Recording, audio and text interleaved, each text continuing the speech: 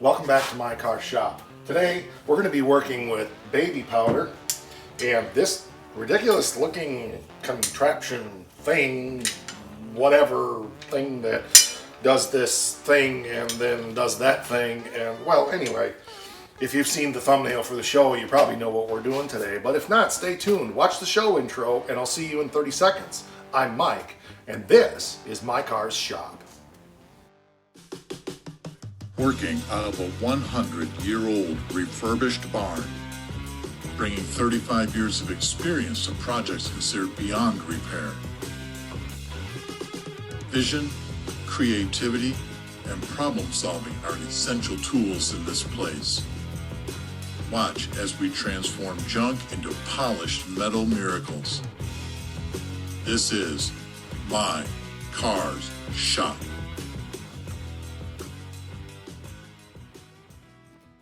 There's been a lot of behind the scenes work on the Oakland, not so much physically working on it, although you saw the episode that we did on the wooden wheels. We have the second wooden wheel here. There is a little bit of oil staining on a spoke that I've worked on and gotten most of it out, but I want to get that done before I stain it. But if you've seen the other episodes recently outside, we have a snowstorm of cottonwood stuff happening right now, and I'm really not crazy about putting urethane on those wheels until that goes away. There's a lot of it in the shop here and I need to do some cleaning, as you can tell, but I'm just got my back against the wall right now trying to get done a lot of projects before I head out of town for a week and trying to get ahead on episodes, and there's just stuff. There's just stuff. So today I think it's time that we retire the Oakland. What do you think about that, huh? No, not retire it, retire it. So we're going to show you how to mount tires on a vehicle of this vintage. It's different than anything you maybe have ever seen before, and we're just excited to share this with you. So let's just stop talking. Why can't you just stop talking? Well, just get on with the work. We're actually working on the wheels, as I said, and these are what's known as a split rim, but not in the traditional sense of a split rim that you would see on like a semi, which are extremely dangerous, where the rim is split and there's a lock ring you put in, and I've worked on those back in the 80s when I was going to school for auto diesel. This is a little different process and a little different scenario here because the rim is split this way, not around. And that's what this tool is for here.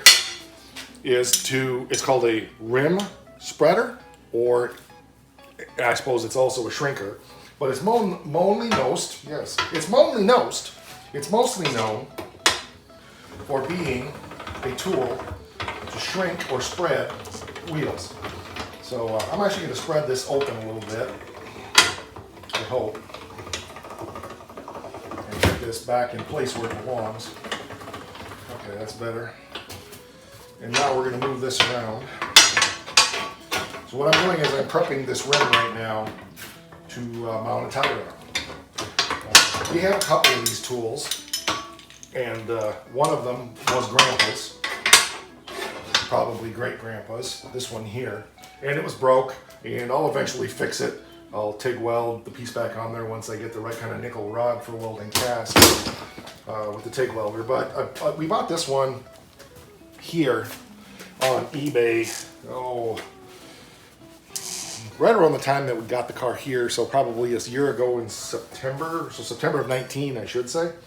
And it was seized up. The gear that causes it to move was seized up, and I spent a fair whack of time yesterday working on getting that fixed so that we could actually shrink the rim like this. So where in a modern wheel, it has a drop center so that the tire can drop down in and be put on the rim. In this case, the rim is shrunk to get it to fit a tire on.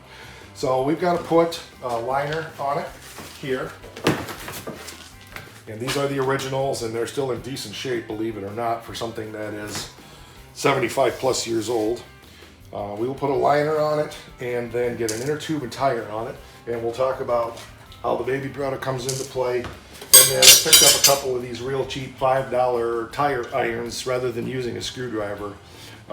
It's been interesting to see online how people do this work and make it so much more complicated than it is, when all you need is this original tool and it does the job very well. I've seen people using 4 of these things and bottle jacks and porta powers and just ridiculous. And I think it's so simple if you understand the way it was designed and how the old tools work. So we're going to take you through that. We haven't actually unboxed the inner tubes and looked at them, or opened up the tires to actually look at them. So we'll go through that and see what these things exactly look like.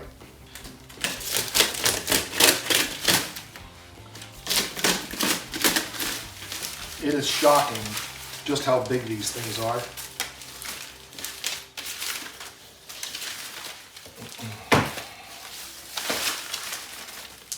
BF Goodrich, Silvertown, 550/20, 4-ply polyester. Tube type, black wall tires. We thought about getting white walls, but decided that the black walls would probably be a little bit more appropriate. That's what it had on it. So that's what we went with. And of course the inner tubes. Supply is short on a lot of things right now, and it's difficult to find what we need. So we couldn't be picky, and we got the inner tubes that have the stainless steel valve stems on them, which wasn't our first choice, but was the only choice we had really, so we couldn't get the standard rubber ones. So I need to find my valve stem tool, pull the valve core out of here, and then we'll take you through the process of putting this on here. It's amazing to me that I have had this since I was in high school, and for some reason it always shows up. I never seem to lose it, and I shouldn't say that because I probably will now. But it's one of those things I bought when I used to build bicycles when I was, oh my goodness, 14, 15 years old, for taking these valve cores out, and somehow it always sticks around. All right, so we got the valve core out, so we'll be able to blow this tube up once we get it in there. The first thing we want to do is align this on the rim, and we want to get the valve core hole lined up like that with the valve core, and lay this down flat. There we go. So we want to put our tube into the tire, but I think first we will go ahead and put this up on here and get that rim halfway on. There we go. Remember, this isn't a drop center, so it's not going to go on there real easy. But the rim is spread, so it shouldn't be too bad. We only want to get half on.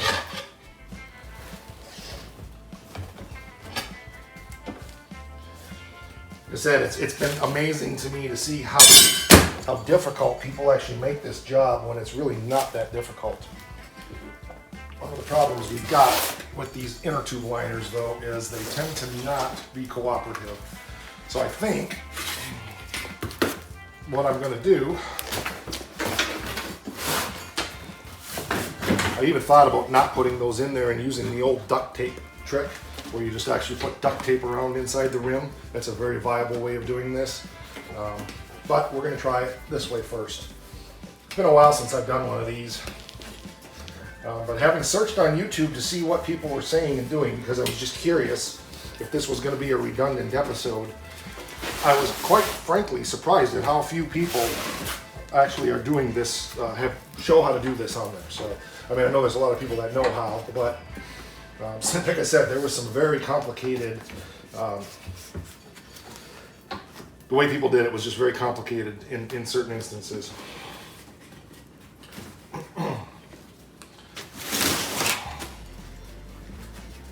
It's fussy work. It takes a while. It doesn't cooperate.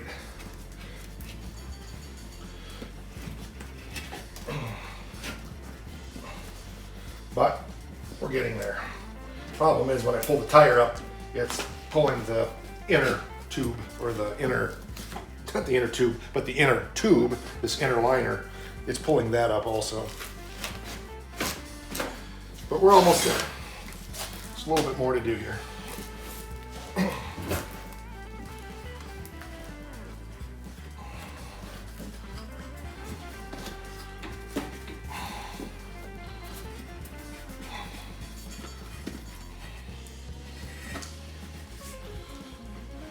Now we got to spin it around so the hole lines up with the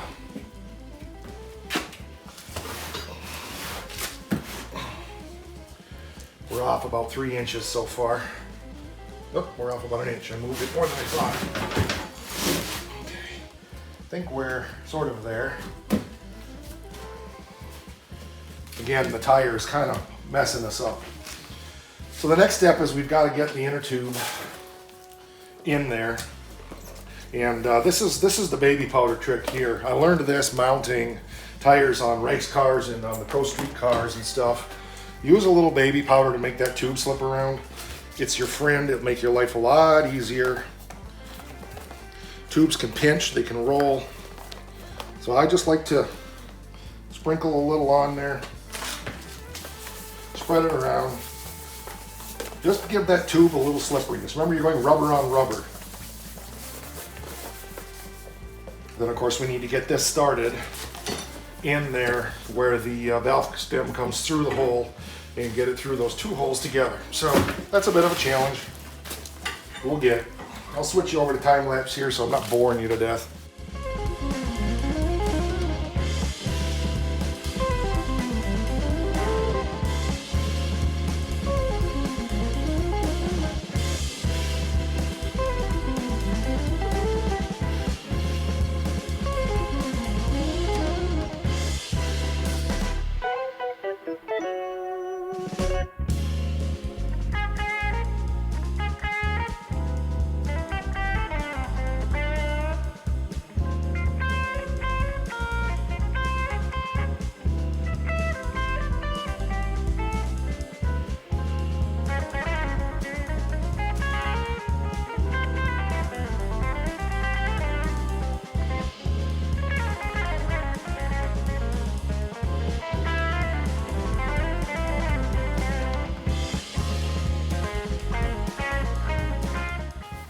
So you can see we've got it around there, but my liner is kind of catching on the rim in a few places, so I need to push that down underneath more and get that down out of the way because we don't want the liner to be pinched in the bead. So actually what I'm going to do is snake it around and just make sure that it's up under the bead and not between the bead of the tire and the bead of the rim. So just a little bit of fussy work here, but again, on a normal rim, it's not that big a deal because you don't. If you have a liner, like I would on a Model A, for example, they all have that. That liner is, the rim isn't splitting like this and shrinking. So now we'll start going the other way with this. I think our valve stem is fairly straight. I think we're good. We don't want the valve stem to be cocked over, so. Okay, our tool's ready to come off, but only temporarily, and I'll show you why here. Again, I can tell my tube is off just a little bit, so I'm going to try to just slip the rim, there we go, slip the rim around. And I'm trying to get that valve stem centered in the hole. Okay, there we go. So now this tool comes in handy again in a different way. I'm going to get up in here, and about here probably.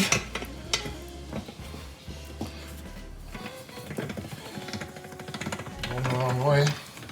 So now rather than shrinking, what we're going to be doing is stretching. Now watch this right here. Watch this part as I push. I'm pushing out on the rim. Boom. Okay, and it just fell right in place. Now there's no way of doing this without marring the rim. I used to try and put rags in there and all kinds of stuff, and I just thought these are easy enough to touch up. There's only this much of the wheel that shows. Touching up this little edge with a couple of nicks is no big deal. So hopefully our liner is not stuck anywhere in the tube. We'll know when we blow it up. But I got to get a cotter pin in here, and I forgot to do that. So I'm going to find something to put in there temporarily. And then the other thing is, again, my I gotta tighten this down a little bit because this is pinching here and that will cut that. So I'm gonna just try to tap this with a hammer and get the rim to slip a little bit. That way it's gotta go about 1/4 inch.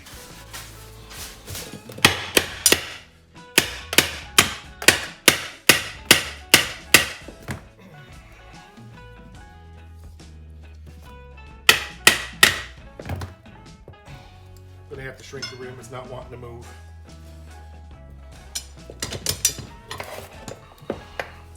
Way back in the day, sometime in the late 1800s, I worked in a tire shop, but we never did anything like this in the tire shop. I'm sorry, did I say 1800s? That's because I meant 1800s, that's how long ago it feels. 1980s. I worked at a place called Guarantee Auto in Indianapolis, Indiana, and I worked in a couple other places too, but we did a lot of tire mounting, but nothing like this. Now if you did these every day like they did back in the day, it wouldn't be that big a deal. Okay, so what I did was I just pulled the tire that way a little bit, knowing that when I spread this back, it's going to push it the other way. So hopefully that'll be enough. Let's find out. Being kind of a pain in my hiney. Okay, there we go. There we go. Perfecto. Okay, so like I said, I don't have a cotter pin. I'm going to stick something in there temporarily till I can get one so that we can inflate this tire. Well, I had one, believe it or not, and that's the right size. So we'll get that in there. I'm not going to bend it over yet, but at least I've got it in there. And it's a little bit long, but it'll hold it in place, and we can take this off now.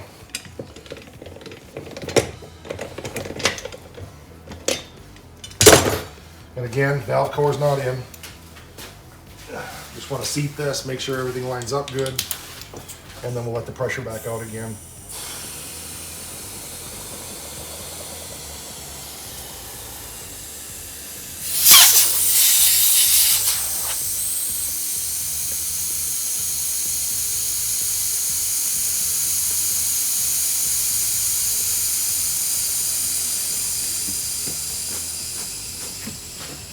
Feels good. It feels like the tube is inflating uniformly, so let's go ahead and put that valve core back in.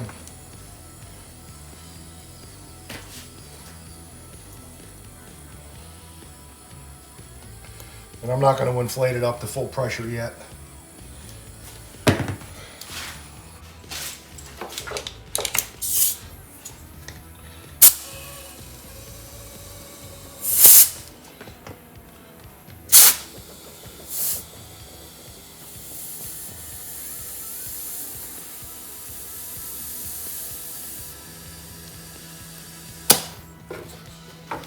Okay, let's see what we got. Looks good.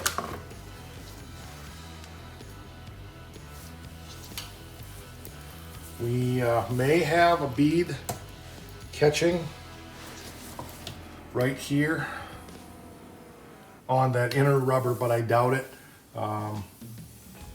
But it's looking good. Everything's lining up good. You can actually put a nut on this valve stem, which I may do. But this is where that powder inside helps because it allows that tube to slip around inside of that tire. And it's just something I've learned. I know that guys can do it and not do it. And there's guys watching the show that have probably done a lot of this. But like I said, I learned that trick doing drag tires and pro street tires and stuff like that. So I just have always applied it to any time I put an inner tube in something. It just allows that to slip around a little bit. Let's get the rim over here and put these together and see what it looks like. Again, we got to line our valve stem up. We also got to make sure that we're putting the rim on the correct way. There's a bead here that's supposed to sit against here.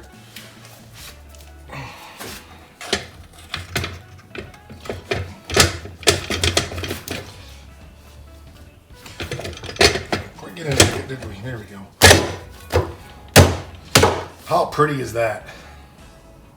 Remember, this is going to get painted black, but even as it sits, it's gonna look really cool. If I had the bearings cleaned up, I would throw the bearings on, we'd stick it on the car. Remember, I don't have the wedges done yet either. But that's one pretty piece right there. Let's bring her down here on the floor, and let's take it over to the car. Doesn't that look delicious? I did go ahead and slip it on there because I remembered the brakes go around the outside of the drum, and so that's keeping the bearing races off of the spindle just by having it sitting on the brakes. So gives us an idea what it's going to look like. That is pretty. That is really, really cool.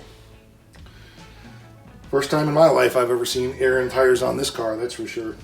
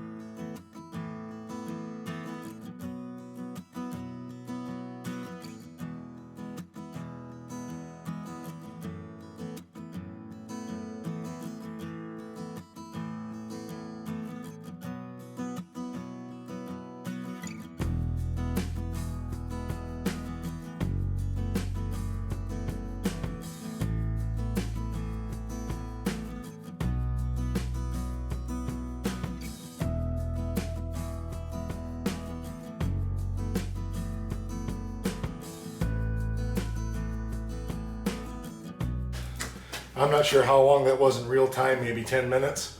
Everything's lined up. I just need a cotter pin for this wheel. So I'm gonna go dig one more time. Maybe I'll come up with one more.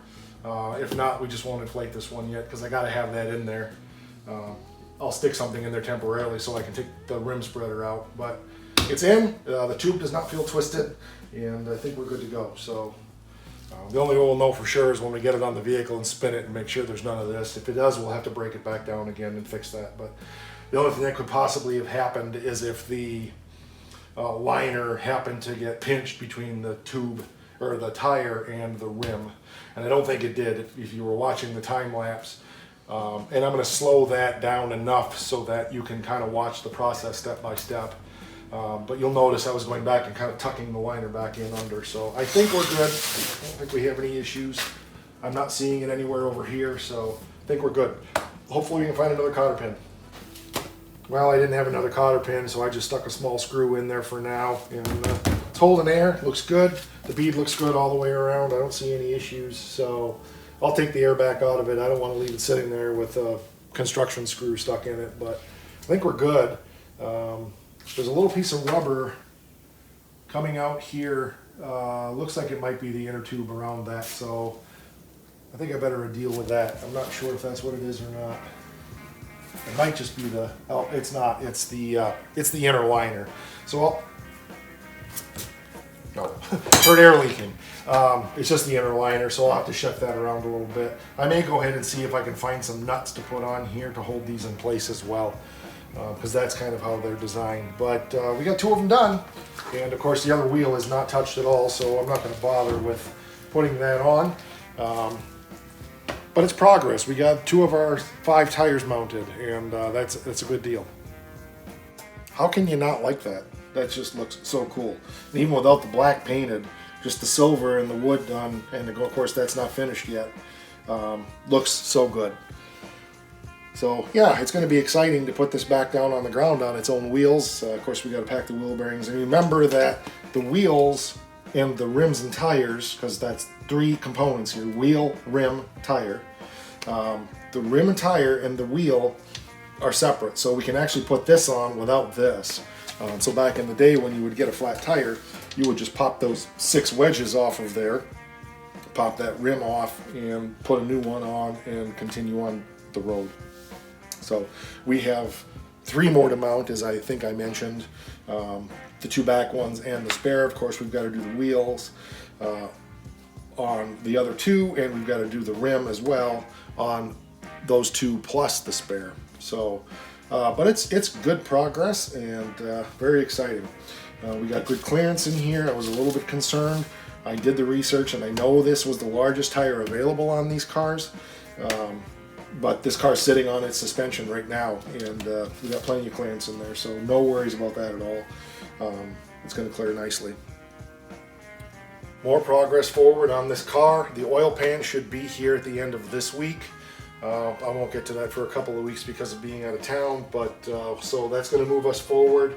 I've also made a determination on probably what oil filter we're going to go with, so we'll be getting that ordered. I hope to have that here by the time I get back from my trip, and just a lot of things going on. So hopefully yet this week another episode on the Challenger before I leave. I'd like to get that frame rail roughed and finished and get it ready to put in the car. A couple of other things I want to get done here so that I'm a little bit ahead on episodes for you while I'm gone, so that we don't miss anything. Remember that we put out episodes every Tuesday, every Friday, and every Sunday, and we will continue to do that as long as I'm able. And things are going well.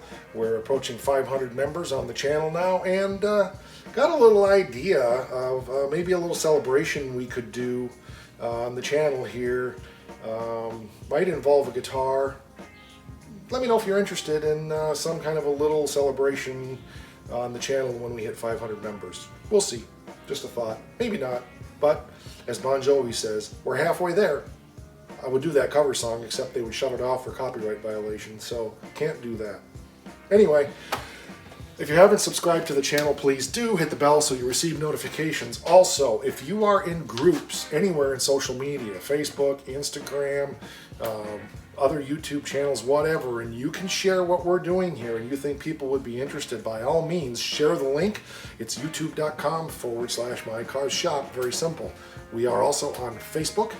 /mycarshop. Over there on that page is a thread pinned to the top called Show Us Your Junk, where you get the opportunity to show pictures and tell stories about what you're working on right now in your shop.